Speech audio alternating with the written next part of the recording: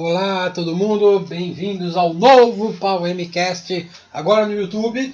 Agora no YouTube, sempre. Agora, depois de um ano de pandemia, né? Sem a gente nem se falar, nem se encontrar. E quase, como eu falei, às vezes quase morreu ou fica doente, né? Como sempre. Exatamente. Tá aqui o seu amigo Mazinho e Ricardo Bonfim. hoje nós vamos fazer um apanhado por cima, né? Das experiências que a gente anda tendo Com a pandemia, né? Agora todo mundo tá fazendo um relato, tá parecendo sobrevivente do apocalipse zumbi, né? Vambora. Então hoje o tema é escreveu, não leu. Escreveu, não leu e você sabe o que acontece, né? Eu queria falar bastante, principalmente que eu tenho visto muito agora, depois desse período de câncer e período de pandemia, preso dentro de casa, eu passei bastante tempo em lugares como Facebook e outros grupos na internet, né? Aí, abrindo um adendo, você sabe onde é que eu passei mais tempo, moço? Onde? Em casa, né? Ajudando minha mãe no mercado. Eu virei a velha dos gatos. Peraí, eu também. Só que eu não tenho gato. Eu tenho. Eu tenho um gato. Continuando a história, né? Uhum. Aí eu comecei a ter contato com os novos escritores. E detalhe, ele tá fazendo aspas no ar, assim que você não tá vendo, ele tá fazendo aspas no ar. Agora nós temos um grupo no Facebook, Uhum. que a gente vai colocar o link aí para quem quiser olhar, né? Uhum. Que é o Novos Escritores. Agora mesmo, correndo atrás de sonhos, eu esqueci agora. Eu sou um dos inventores do negócio, não lembro, só a vista. Calma que depois Mas o link vai estar eu embaixo. não estou falando do nosso grupo, estou falando de outros grupos que eu faço parte. O nosso grupo é praticamente tá recomeçando agora. É um Verdade. grupinho que está lá quietinho e agora que eu estou chamando gente para aparecer para ver o que acontece, né? É verdade. Mas continuando a história, Uhum. que eu vejo essa bizarrice que eu descobri. É um fenômeno mundial, diria, né? Sim, eu sabia que isso já existia. Essa coisa do escritor iletrado. Escritor iletrado no quesito que não lê. Muito comum nos países de terceiro mundo com educação ruim. Verdade. Que acontece aqui no Brasil, outros países da América Latina e alguns países que eu tenho contato da África. Eu achei isso extremamente curioso. Não, o que é mais curioso é o seguinte, meu filho, que como era o negócio de você falou de escritor letrado. Nossa, quem vai falar aqui, como eu queria viver num período que da escritora Cora Coralina, que aprendeu a escrever aos 60 anos e falei, virou uma puta de uma escritora, né? Isso daí... mas é um fenômeno raro, né, meu filho? Isso daí faz parte do que eu queria comentar, né? Essa bizarrice, total, assim, essa insanidade. Uhum. Que é o pessoal, ao mesmo tempo que eles são iletrados, extremamente ignorantes, eles se acham a elite literária, eles são cheios de preconceitos anti-intelectuais e bobagens, principalmente ditadura de estilo. Não, você só pode ter um estilo literário, todos os livros têm que ser escritos de determinada maneira. O que é pior, e baseado no classicismo antigo. Machadiano e outro. E o pior, Machadiano era contra o classicismo. Existe até o termo da época, que é o coloquialismo machadiano. Ele escrevia para as pessoas da época. Eu vou lá nos arquivos do Jornal da Tarde, eu vou ler os scans lá de 1870. Sim, eu leio o jornal de 1870, eu sou esse tipo de... Não julguem. O que eu chamo de nerd? Se eu gosto de ler livro antigo. Quando eu quero ler livro antigo, texto antigo, eu vou atrás daqueles que tem 2T, 2N, GM, PH, todas aquelas regras antes da reforma literária de 1913, 1911. Não julguem. Exatamente, eu sou hardcore. É pra ler antigo, então vou ler pra ir na fonte como raiz. escrevia naquela época. É pra ir na raiz, não é não? Vamos na raiz. Que aliás um desses caras tava xingando o folhetim. Oi? E eu falei, não, os grandes escritores faziam folhetim. Faziam folhetim. Não, como que você... Aí eu falei, não, aqui, Aí eu fui lá no link do Jornal da Tarde, jornal de 1870, a publicação original aí eu ia falar do Mark Twain, do Charles Dickens, quando ele estava escrevendo pela primeira vez as grandes obras famosas dele, como o David Copperfield e o Oliver Twist. Aí tava lá, em janeiro de 1870, Jornal da Tarde, Oliver Twist, e o nome da sessão, Folhetim. Aliás, tem uma grande curiosidade, você falou disso, eu me lembrei de uma coisa, né, que tipo, historiadores antigos descobriram biografia de Dom Pedro, como é que fala, de Dom Pedro II, ou Dom Pedro I, não lembro agora, como é que fala, escritas por Machado de Assis em início de carreira. Em folhetins. Que coisa maravilhosa. O cara acabou mesmo, assim, tipo, procurou os jornais. Então, no caso, meu filho, tá vendo? Literatura antiga também. Ah, mas isso daí eu sou. Mas isso é coisa dos malucos, eu sou bizarro, cara. Eu pego aqueles jornal antigo e eu leio até. Eu gosto de ler as propagandas, os obituários, eu leio todas as partes, né? Coisa do tipo, em 1870 anunciavam no jornal venda de seguro de vida de escravos lá na Praça do Patriarca. Não, interessante. Não, o que eu vejo são os processos. Falar assim, como é que fala que tal dono de escravo estragou, como é que fala, a mercadoria e está sendo processado, como é que fala, pelo dono, pela pessoa prejudicada, né? Não? Tem esses detalhes também das coisas. Você tem uma visão diferente da história quando você lê coisas da época escritas na época, né? Verdade. Não, o que eu mais gosto, como é que fala, dos folhetins é o que o pessoal fala. Casas da banha. Como é que fala? O alimento mais saudável que existe. Mas já não é tão velho. Mas é tipo. A banha tá voltando, né? A banha tá voltando. Descobriram que banha, depois de 50, 60 anos repudiando banha de porco, descobriram que ela é mais saudável que margarina. Que margarina? Não, óleo de soja. É mais saudável que óleo vegetal. Usar banha de porco é mais saudável do que óleo vegetal. Todos esses anos que o pessoal ficou evitando banha de porco, estavam evitando mais saudável. É verdade. É muito tempo em casa cozinhando, né? O pessoal tá descobrindo algumas coisas novas. Essas são as coisas que a gente sabe lendo, né? Isso com certeza. E nessa daí tem uma série de preconceitos, ideias anti-intelectuais e contra a literatura e leitura. Mas só que sabe qual é o grande problema que eu vejo, assim, do meu ponto de vista, que é um ponto vital de tudo? O quê? Antigamente, como é que fala? Pelo fato de não ter tecnologia, de não ter tecnologia tipo rádio, essas coisas, existia uma grande narrativa, certo? O pessoal tinha que escrever bastante para o pessoal se distrair. Mas parece que hoje em dia o pessoal tem um horror à narrativa. Tipo, só quer escrever história, tipo, rápido, sem explicar nada, né? Esse que é o problema também. Eu tenho que começar a ler essas coisas, né? Porque eu teve o contato de ver o pessoal que quer escrever sem ser leitora, né? Sim. E eu não Fala acabei... assim, minhas ideias são originais, nossa senhora. E eu não leio muito eles, eu tenho que ler eles. Eu li alguns poucos. Eu tenho experiência com alguns poucos que foram experiências terríveis. Sim, né? Uma coisa comum deles é o preciosismo francês de 1800. Eu falo, isso aí depois do Ernest Hemingway, esse tipo de coisa é inaceitável no mundo, né? Isso com certeza. Tipo o... tá na ponta da língua, esqueci o nome, cara, que escreveu Dorian Gray. Eu também esqueci agora, mas daqui a pouco a gente... Que é o coitado que era gay, né? Que descobriu que era gay e destruíram a vida dele, né? Oscar Wilde. Então, eu escrevi feito Oscar Wilde, na época dele era ótimo, era elogiado. Não, do Retrato de Dorian Gray é um excelente livro, mas é terrível de um rebuscamento e muito detalhe. Uma enrolação que não vai pra lugar nenhum. É detalhado até as horas, né? Que tipo, parece um roteiro de cinema, assim, né? Não, o roteiro de cinema é a coisa mais simples do mundo, né? Eu escrevo roteiro de cinema? Não. É o contrário de detalhado, é o roteiro de cinema. Não, mas quando roteiro de cinema você deixa a coisa mais simples e não, é que no mais caso, nada. Não, deixa eu reformular, que tipo, tá tão descrito, você pensa na sua cabeça e desenha. Esse é o detalhe. Sim. Aí é o roteiro como daquele cara, do Alan Moore. Meu Deus do céu. O Alan Moore, meu Deus do céu. Do Alan Moore.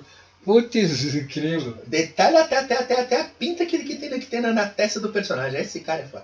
Ele não dá muita liberdade pros artistas, não. Bom, pelo menos no Watchmen. O único roteiro dele que eu li foi Foi o Watchmen. Eu cheguei a ler a Liga Extraordinária. O roteiro? Não, é o roteiro, é mais... eu tô falando o roteiro. É mais detalhado ainda. O quadrinho, acho que eu li todos os quadrinhos dele, desde que ele fez o Watchmen, eu li todos. Eu li a Liga Extraordinária, meu Deus do céu. É um inferno pro eu tô falando o roteiro mesmo, sim. Que eu peguei, não sei o nome, foi lançado agora o Watchmen, que vem com... Acho que é Director's Cut que eles chamaram, não tenho certeza. Sim. Que vem o roteiro do Frank Miller, que ele mandou pro... Brian Bolland não. Brian Bolland fez a Pedra Mortal. Esqueci agora o nome do cara que desenhou. Quem desenhou foi David Gibbons. Então, o roteiro que ele mandou pro David Gibbons. E outro que eu peguei é All Star Batman, Director's Cut, que tem o roteiro do Frank Miller pro... Jim Lee. Muito interessante saber como que o pessoal escreve, que cada um escreve. Né? Não, mais simples é o Stan Lee, né? Que tipo fala tchau, tchau, Não, o método do Stan Lee é pós. Não, acontece isso e se vira. Manda assim, o método do Stan Lee liga no telefone, a edição tal acontece tal. Eu acho tal coisa legal. O cara desenha, depois de desenhado ele escreve o diálogo. Né? O método do Stan Lee, né? Era por isso que ele fazia 2, 3 revistas. Era maravilhoso. 2, 3, 5 revistas, um monte assim. Aí vamos voltando ao fenômeno bizarro dos escritores que não leem, que eu reparo aquele negócio. Geralmente eles são cercados por pessoas que não leem. Que é aquela história. Você pega os nossos amigos sempre é um bando de antissociável, que prefere ficar em casa lendo livro do que em balada. E todos eles são frequentadores de livraria. Né? Quando a gente vai no shopping center, come no restaurante, enquanto o outro pessoal acho que vai pro cinema, vai pro não sei o que, a gente vai pra livraria. Fica comprando livro, né? Aliás, eu vou procurar depois, tem um termo japonês para esse tipo de coisa. Tu sabe comprar livro que não lê. Você sabe o que é? Não, eu tenho outro termo, mas não tem nada a ver com livro. É o pessoal que é antissocial, que é hikikomori, né? Não, eu tô falando, eles têm um termo para exatamente esse tipo de gente que eu tem uma fila de 500 livros. Em vez de vender, aí eu fico vendo as histórias desses caras. Não, mas que meus amigos, eles gastam 300 paus por semana na balada, em cerveja, mas eles não leem nenhum tipo de livro. Mas tem outro tipo de amigo que não vai na balada, que gasta todo o dinheiro deles em livros e tem pilhas de livros que eles não leem. Eu lembrei o nome, mas falando em português é lombadeiro, né? Lombadeiro, não, eu quero termo japonês. Mas, sério mesmo, lombadeiro? O pessoal do Brasil que faz a prateleira bonita é lombadeiro, que gosta das lombadas bonitinhas, né? Sim. Então, em vez do pessoal querer vender livro para esses caras, eles querem vender livro para quem não lê. Verdade. E eles têm umas ideias, nessas ideias malucas, né? É aquele negócio, a maioria dos amigos deles não leem, porque eles leram os livros obrigatórios, os clássicos. Da coleção Vagalume? Desculpa. Não, coleção Vagalume, nem isso eles leram, desculpa aí. Coleção Vagalume é coisa de gente que lê, de leitor ávido. Eu sei, me obrigaram a ler Dom Casmurro 2 vezes, ainda vi uma peça de teatro.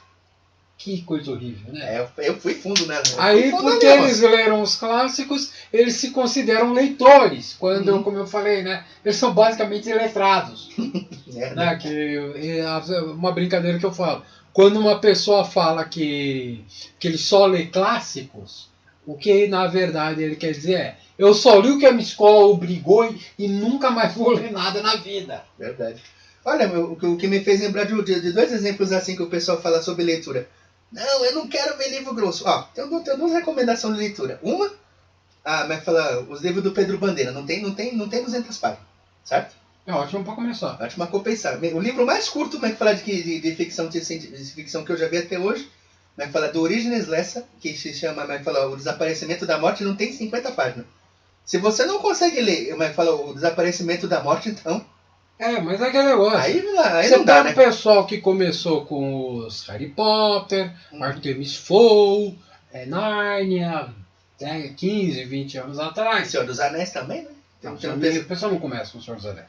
Não, tem um pessoal que é meio Aí, o pessoal que começou com esses livros, passou pros romances, depois os crepúsculos da vida. E depois que leram os crepúsculos, os Vampire Academy da vida, aí uma hora eles vão lá ver os clássicos e olha, nossa, esse livro aí é fininho, né? Aí pega e lê, nossa, eu leio isso em 2, 3 dias. Então leio em 2, 3 dias. E todo leitor ávido que começou lendo esses livros populares, uma hora ou outra ele acaba lendo os clássicos de qualquer jeito. Então, desculpa, cara, mas não, eu leio os clássicos, sou melhor do que aquele que lê o livro popular. Eu falo, Oi? Os caras que leem livros populares, eles também leram os clássicos. Isso com certeza. Que é aquele negócio que o cara chega e fala, eu peguei um livro, eu fico no 15 horas para cada parágrafo procurando sinônimos na internet para escrever esse texto artificialmente rebuscado, né? Eu achei todas as palavras obscuras, aí ele dá para um leitor ávido, assim, que nem eu, que como eu falei, eu vou ler Machado de Assis no original de 1870, com a literatura antiga, aí o cara procura aquelas palavras alternativas que ele procura, que ele achou nos dicionários de sinônimo, né, geralmente da internet, e não tem nada lá que eu não entendo. Eu conheço todas aquelas palavras. Pior, eu chego e falo, desculpa meu amigo, mas você usou essa palavra de forma errada. Essa palavra não tem o significado, o sentido que você achou que tenha, que você encaixou aqui. Aí eles ficam pé da vida. Porque para os amigos que não lê, eles falam, nossa, você usou umas palavras alternativas aqui, que coisa inteligente. É verdade. Aí eu falo, não, essa palavra, desculpa, mas para quem lê Dostoiévski, essa palavra não é alternativa, na verdade. Essa palavra aqui é bem comum. Aliás, eu gostaria de citar alguma, e eu tenho dificuldade, porque eu não consigo pensar em nenhuma que eu considere uma palavra de rebuscado e difícil, não estou lembrando nenhuma. Eu posso usar uma frase assim, mais ou menos, né? És um estafermo muito janota. Porque você me Sério mesmo, janota e estafermo é termo. Porque eu acho que eu vi isso daí outro dia no Cravo com Pimenta. Então não. Estou usando o termo janota aí. Não, você é um janota, você é um janota estafermo, você está me dando engulhos. É mais ou menos isso que pode ser usar como exemplo de rebuscado. Um pouquinho menos, um pouquinho mais atual, né? É aquele negócio que pro pessoal, pros leitores vorazes como eu, a gente olha para isso e fala, tá, por que você não usou um termo moderno? Você é um imbecil, você me dá nojo. Sua história não está passando. O Cravo com Pimenta se passa em 1927, verdade, se eu não me engano. Sua história não se passa em 1927. Você está escrevendo uma história que se passa em 2020. Por que você está esse tempo aí retardado? E por causa disso, os leitores em geral não gostam de ler livros brasileiros. Mas só que tem outra coisa também que eu vejo dos leitores assim, que eu estou começando a ler autores brasileiros, cronistas, essas coisas. O grande problema de cronistas é que o pessoal sabe usar algumas coisas, uma coisa no contexto, tipo palavrões. Eles conseguem usar no contexto, principalmente nos anos 60, assim, mais ou menos. Mas só que hoje em dia, o leitor, esse pessoal que escreve novo, joga palavrão a rodo, assim, a rodo e ofensivamente. Esse é o problema. Eu também tenho a sensação de que é tipo um filho de papai criado em condomínio, assim como leite com pera, né? Com leite com pera, como eu tô agora, nesse período que eu fiquei doente e logo em seguida na pandemia, né? Que não sai de casa, não tem contato com os seres humanos. Essa é a vida normal desse tipo de gente. Sim. E daí eles têm alguma ideia fantasiosa de como é o uso de palavrões de pessoas normais. Um caso, por exemplo, é o Porta dos Fundos, que tem uns vídeos que o cara usa... Eu vou colocar um censura em cima, mas eu acho... Não, vou falar o palavrão com P, como se fosse a Nioh daquelas gatinhas de desenho japonês. Lembra aqueles desenhos japoneses que o gatinho termina toda a frase com Nioh? É que nem Né quando a gente fala, né? Que nem o Né que a gente fala, que a gente pegou do japonês, né? Né. Normal. Então, toda frase que o cara fala começa com P. P isso, P aquilo, P não sei o que. E aí eu vejo um pessoal também, Pra mim parece uns alienados, que eu não tenho contato com o mundo, rachando o bico. Ele falou um monte de palavrão, que engraçado. Não é engraçado. É ofensivo. É só palavrão. Ele colocou uma palavra do nada no meio da frase. Né? Você acha isso? Não, eu falo me uso como exemplo. Sinceramente, pra mim isso é coisa de criancinha de 8, 9 anos de idade. Ele falou palavra. Não, na vida, meu filho, eu falo. Aí ele falou bumbum. Não, criancinha de 4 anos. Não, na vida normal eu falo palavrão, mas é o meu jeito de me expressar. Eu não falo de forma ofensiva. Mas eu tô falando. Eu falo muito palavrão, não vou mentir. Eles exageram. Uhum. Eles usam palavrão como se fosse pontuação. É verdade. Não, que é o que eu quero dizer, né? Uhum. Nesse caso que usa da forma errada. Da forma errada e ofensiva. Tipo, olha, eu sou moderninho, eu falo palavrão, né? Eu nem reclamo da forma ofensiva. Se faz sentido. Sim. Se tem contexto. Sim. O problema é não ter contexto nenhum. Coisa de... por que ele tá falando tanto palavrão? Mas é aquele cara de baixo calão. Não são, pelo contrário, cara. Gente pobre, eles evitam falar palavrão. Palavrão é coisa de moleque riquinho, de classe média alienado. Pessoal pobre, eles falam palavrão de forma normal, com sentido, não como se fosse pontuação. Pra impressionar, né? Não como se fosse vírgula. É verdade. Saudade da Dercy, falar a verdade. Ela falava palavrão de uma forma bem erudita. Dercy era uma pessoa que entupia de palavrão. Uhum. Jogava palavrão em todo lugar. E ela fazia de propósito porque ela sabia que isso gerava um riso, né? Uhum. Que é a mesma coisa que eu tava reclamando do Porta dos Fundos. Sim, tem esse tipo de humor. Não vejo graça, mas quem gosta, viva quem gosta. Verdade. Não tá machucando ninguém. Verdade. Outra coisa, né? Mas esse é o maior problema quando o cara não está fazendo isso para ser engraçado. Se ele tivesse, não, tem isso de humor, é para ser engraçado. Até vai lá. Mas aí a gente entra em... Eu coloquei um monte de palavrão porque é um texto adulto. Não, meu amigo. Desculpa, mas sexo, palavrão e violência não são necessariamente adultos. Muitas vezes eles são extremamente imaturos. Não, agora me fala a verdade, abrindo adendo. O que criança mais gosta de ver? Filme de terror, meu filho. Que nem pedaço. E dá risada falando, não sei o que, olha o cara arrancando a cabeça, meu. Quando eu era criança eu adorava Sexta-feira 13 e... Comando pra Matar, eu adoro. Comando pra Matar.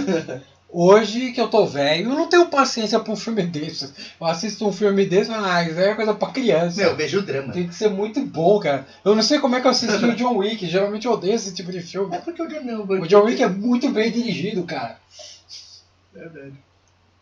É que o Keanu Reeves é um cara carismático, por isso. Qual que é a história? Mata um cachorro dele, rouba o carro dele, e aí ele sai matando gente. Verdade. Não, o que acontece? Foi por causa do cachorro. Aí ele mata todo mundo. Ele matou por causa do doguinho, meu filho. Não foi pelo carro, não. Se fosse pelo carro, ele deixava passar. Ele destrói o carro. Quando ele pega o carro, ele destrói o carro pra matar mais gente. Ele fala assim, ó. O carro nem ia pro carro, é tudo cachorro. Mas matou pelo doguinho. Se tivesse roubado o carro, ficava de boa. Não, mas só que você me fez lembrar de um adendo, assim, no caso, assim. Fala tudo relacionado à literatura aí, escrita assim. Hoje em dia, o que você acha do humor, do humor nacional, hoje em dia, no geral? Pelo roteiro e como é escrito hoje em dia. Eu não tenho visto muito humor nacional hoje em dia, infelizmente. Não vejo nem livro de humor nacional. Alguns poucos, né? A última vez que eu vi, estavam umas coisinhas bem fraquinhas e bobinhas. Em geral, minha mãe agora ela tá com TV a cabo e ela fica assistindo só o programa de humor dos anos 80. Então, tipo Trapalhões e outras coisinhas. Trapalhões e TV Pirata. TV Pirata. Então eu falei, tô meio por fora de como tá o humor. Assisti uns 3, 4 programas alguns 2 anos atrás, mas não veio graça. Minha maior referência foi algumas coisinhas que eu vi do Porta dos Fundos, né? Eu fiquei completamente alienado a tudo e todos. Não, nesse quesito eu não assisti mais o negócio. Mas o último que eu vi mesmo, assim, de humor... Como eu falei, esse humor porchá aí, geralmente, é ofensivo. Eu não vejo muita... Não ofensivo. Mas eu não vejo muita graça nesse tipo de coisa, tipo, ele fala feito uma pessoa normal. Em geral, eu vejo o humor é que eles falam gaguejando. Ou então ele está numa situação que a pessoa não deveria agir daquela maneira, eles estão calmos demais, estão civilizados demais para uma situação onde eles deveriam estar gritando e alterados. Eles não vejo. Isso daí seria engraçado num comercial de televisão. Para mim, depois de 30 minutos eles matam a piada. Uma coisa que eu vejo no humor moderno eu chamo de matar a piada. Tipo, eles esticam. Eu lembro de os últimos Zorros Totais que eu assisti, tinha muito disso que eu falava. Essa piada poderia ter sido boa, mas eles ficaram insistindo no cachorro morto. Isso com certeza. E você, o que você acha? Eu acho o seguinte, né, que tipo, o último bastião de humor brasileiro que pra mim, né, me agradou foi A Grande Família, porque no caso é o seguinte, era um roteiro bem escrito, né, tinha situações onde todos os personagens interagiam e não era ofensivo. E mesmo que fosse um pouco ofensivo, tinha contexto. Né? Pra mim, a última coisa que morreu, que ficou no humor brasileiro foi A Grande Família. Aí eu vejo os novos, entre aspas, os novos humoristas. De boa, meu filho, por incrível que pareça, parece que a Praça Nossa é o último bastião de humor que existe. Mesmo com aquela fórmula de arroz com feijão deles. Esse que é engraçado. Eu lembro das últimas coisas que eu vi, a Praça Nossa ainda tinha uns caras divertidinhos. Sim, com certeza. O negócio do novo, escolhendo o professor Raimundo, eu acho deprimente. Deprimente porque tipo, o pessoal é muito cópia, né, meu filho? Como homenagem ao Escolhendo o Professor Raimundo original, foi uma coisa válida e boa. Mas querer fazer um programa com esses humoristas novos imitando os humoristas antigos é deprimente.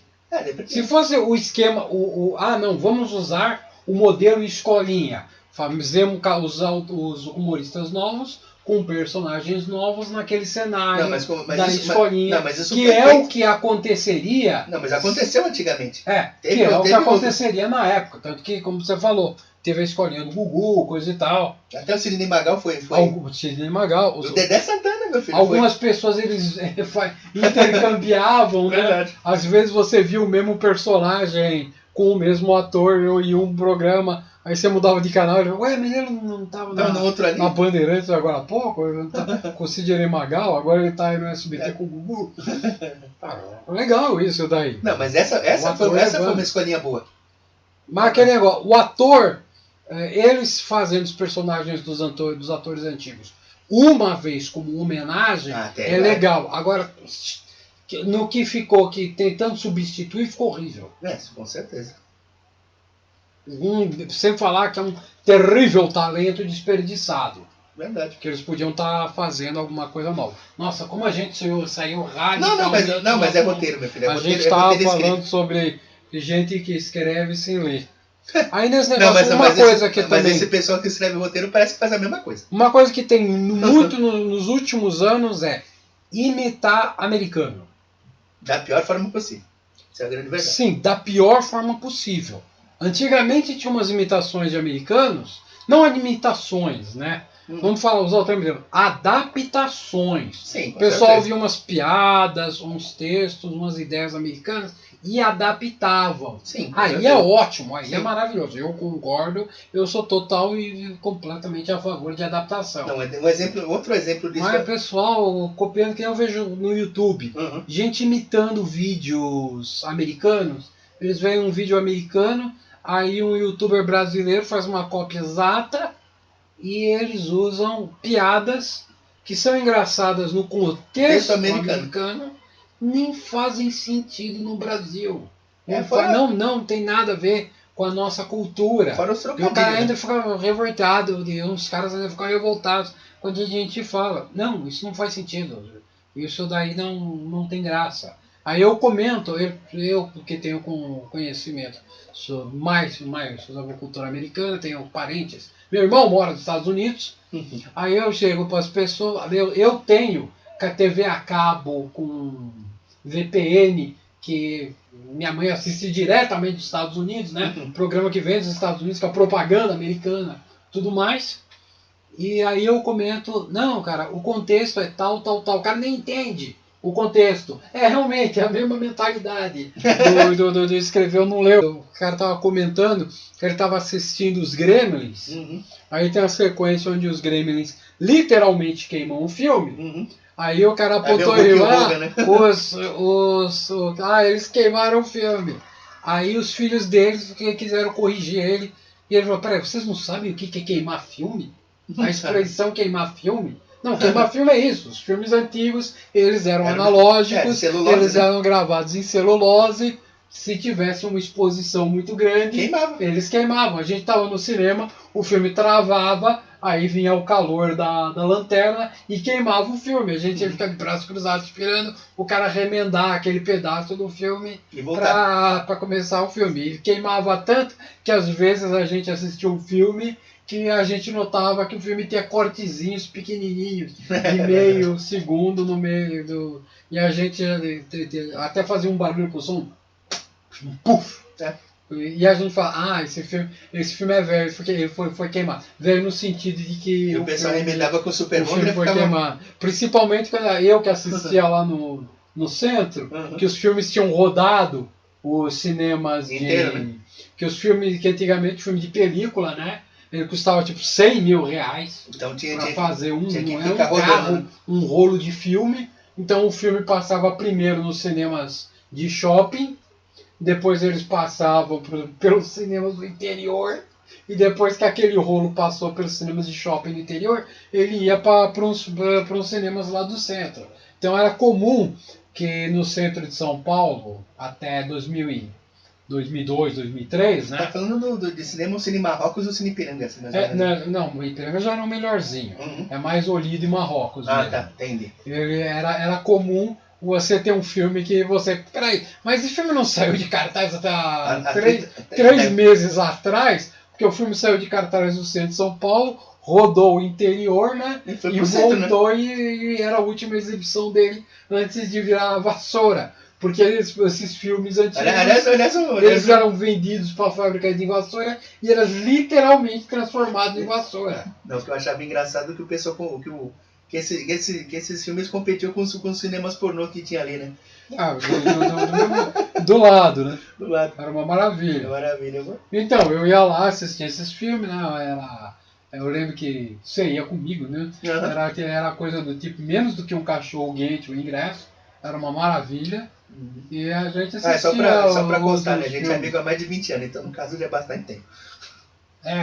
Então conta. Quando ainda existia cinema no centro, né? Em 2015 já não... Já estava acabando o negócio. Acabou de vez, né? Eles foram eles foram destruídos e reformados agora. Eles são a mesma... Não, alguns viraram igreja. Olido virou igreja, né? Não, um que tinha na vida de São João. Era um desses. Né? O da São João... Não. O da São João era um desses daí que passava filme super atrasado. Né? O último filme que passou lá foi o Power Rangers e o Power Rangers Turbo. E eu assisti o Power Rangers Turbo só pra me despedir do cinema. Só pra incentivar o filme que passou antes de virar a igreja lá do televangelista. Isso com certeza. Aí você, no caso assim, aí você me fez lembrar de outra coisa também, desse negócio de escrita assim, dos cronistas, né? Que o pessoal não sabe. Me lembrei. Tipo, cronista geralmente não escreve. Por que você fica trazendo cronista? Não, porque eu me lembrei do Chico Anísio, meu filho. Muito sketch de humor. Eu tinha falado que não tinha livro de humor, mas o Chico Anísio escreveu vários, né? Aquelas duas coisas que o pessoal, Chico Anísio, reclamava, né? O fato de querer um escritor e o fato de querer um ator. Que as pessoas se surpreendem. Nossa, você é um escritor? Você é roteirista? Nossa, você é ator? Se o pessoal o pessoal se esquece que a história do professor Raimundo começou no rádio, meu, em 1954. Nossa, nós já passamos metade do tempo, esse negócio de escrever não leu. Eu diria que tem bastante assunto, mas a gente fica meio que desviando toda hora. Mas é tudo escrito. Roteiro é escrito, não? Roteiro tá no meio da escrita, né? Além do mais, ele falou, escreveu, não leu, né? Também roteiro tá envolvido nisso. Não é? Eu como roteirista e dramaturgo também, né? Que eu olhava pro pessoal e falava, não, eu quero entrar na carreira do teatro. Eu já fiquei no teatro durante muitos anos. Basicamente todo mundo do teatro tem um emprego paralelo. O teatro é meio que hobby, né? Muito teatro de São Paulo era sustentado pelo... Pelas verbas, né? Por verbas governamentais, porque não se pagavam. E como o governo... Coisa terrível. E como o governo hoje acabou com a mamata, né? Porque muita gente vivia de verba, né? Não, que era pior. Não, que era pior. Gente, aquele negócio, o que dizem não é muito mentira. Se você não é cara de televisão, teatro não se paga, não. O pessoal que faz teatro e não trabalha na televisão, eles têm que ter um segundo emprego. Se bem que, tecnicamente, o pessoal que faz teatro e trabalha na televisão tem um segundo emprego, porque eles trabalham na televisão, né? Não, fazer teatro em tempo integral no Brasil é uma coisa muito difícil. Não, sabe o que é mais engraçado? É um ator chamado Dan Stuba, que você sabe qual é o principal trabalho dele? Qual? Ele trabalha na Rádio CBN. Ela é isso que paga as contas. Então, cada um tem dois. Eu estou precisando de um emprego que paga as contas para fazer as coisas do tipo esse podcast aqui, a nossa volta no podcast no YouTube. Bem-vindos ao YouTube. O mesmo caos, né? O mesmo caos. Se bem que o pessoal fala que no YouTube é melhor a gente não fazer tão grande quanto os que a gente fazia, né? A gente já passou de 30 minutos. A gente pode parar assim em 40 minutos? 45. Ou vamos 45 minutos? Então, vamos parar no 45 minutos. Esse vídeo vai ter duas partes. Sim. Esse daqui é o Escreveu Não Leu, primeira parte. Vai ser a série Escreveu Não Leu. E se você acha que esse podcast é caótico, o mundo da escrita é muito mais caótico que isso. Também, e agora no YouTube, nós estamos com os nossos avatares, né? Eu de Jaguar e o Ricardo de Múmia. Né? Essa múmia tem história, viu? História antiga, né?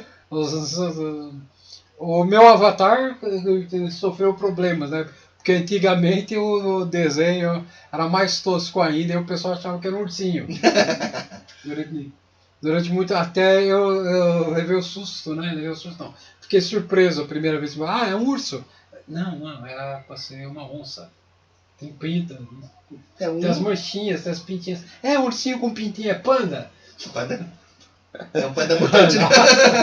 Você tá ruim, né? Eu, no meu caso, é porque eu vivia me machucando. Aliás, eu vivo me machucando até hoje, né? Agora eu espero, né? Espero que não tenha ficado com muita cara de Pantera Cor-de-Rosa. Aí você me diz, o que você acha aí, cara? Ficou com muita cara de Pantera Cor-de-Rosa? Não, mas se tiver, a gente bota a musiquinha, não tem problema não. Não ficou parecendo aquele... Ou se ficou muito amarelado. O pessoal coloca nos comentários se ficou muito amarelado. Não ficou parecendo aquele jaguar da batata frita? O Chester Cheetah, né? Oh, coisa triste. Ai, cacete. Nunca é a mesma coisa, né? Tipo... Ai, meu pai. De ursinho de pelúcia pra Chester Cheetah. É uma evolução, qual que é pior? É uma evolução.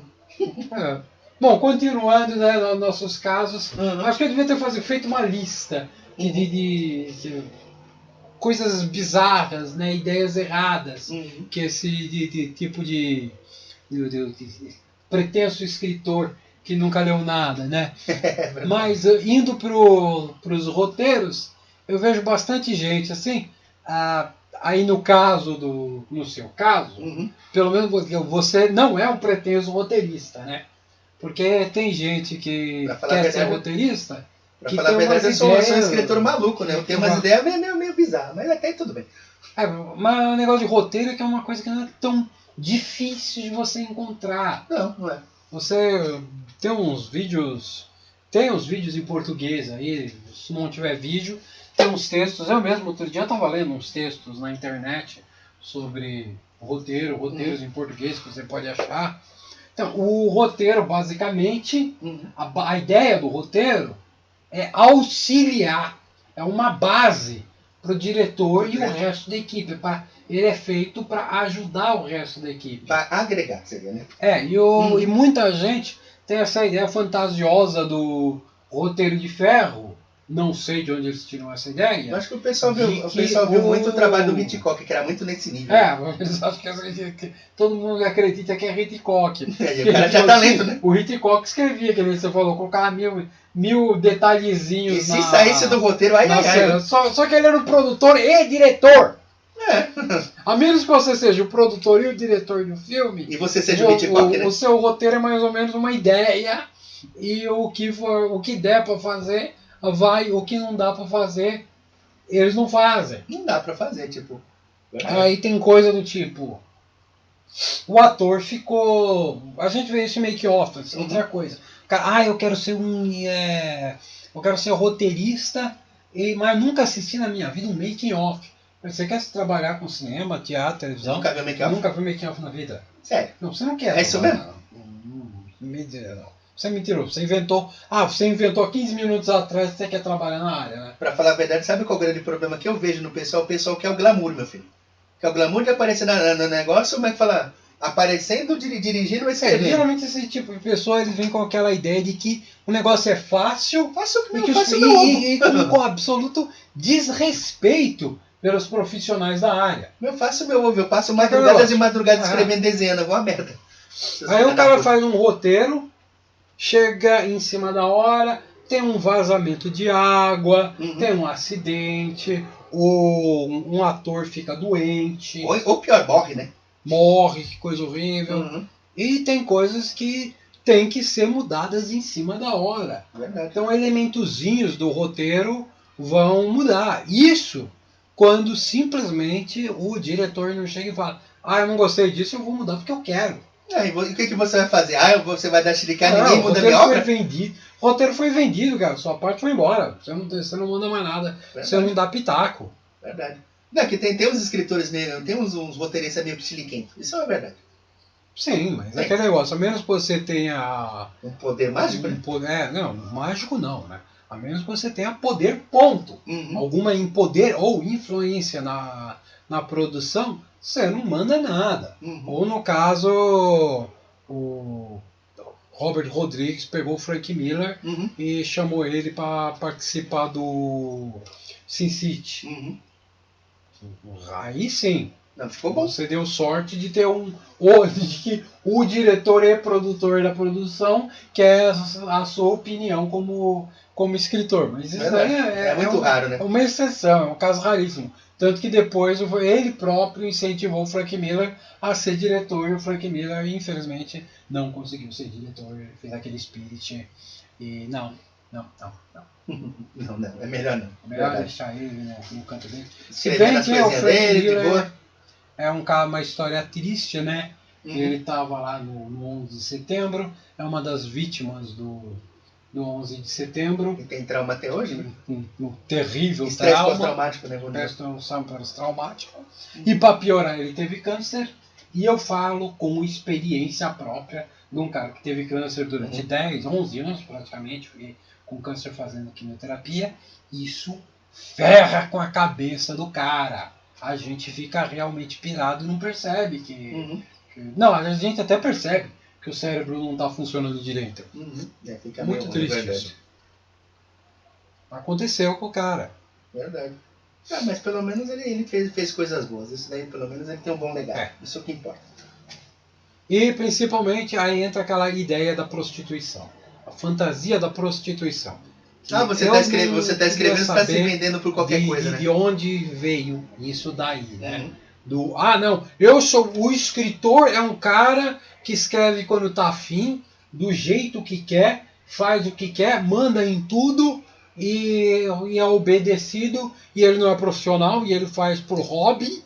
Faz por chilique e todo mundo paga pau. E todo mundo tem que pagar pau pra ele tem que ficar rico e famoso. O escritor que é profissional, que tem um estudo, tem um preparo, que cumpre cotas, cumpre funções, que aí escreve por encomenda. Esse daí é um prostituto.